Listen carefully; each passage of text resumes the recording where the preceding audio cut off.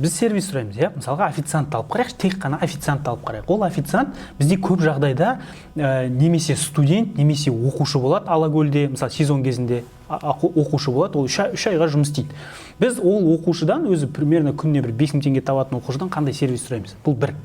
Екінші, қалаларда да бізде мысалға официанттар, иә, официанттар тоже студенттер жұмыстан кейін оқып істейді. Ал мысалға Европада, осы мен мысалға Черногорияда болдым, Грузияда болдым, иә, Францияда, Испанияда болдым. 40-қа келген кісілер официант болып жүреді. Жасы 40-қа келген, анау официант болып жүргенде ұялмайды бар ғой. Олар официант болғанда да бір керемет официант болып жүреді бар ғой. Ана ресторан солардікі сияқты деп ойлап қаласың жерге барған кезде.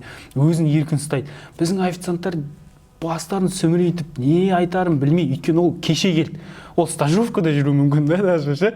Біздің официанттар, мен бір қызық бір эксперимент достарымызбен отырдық.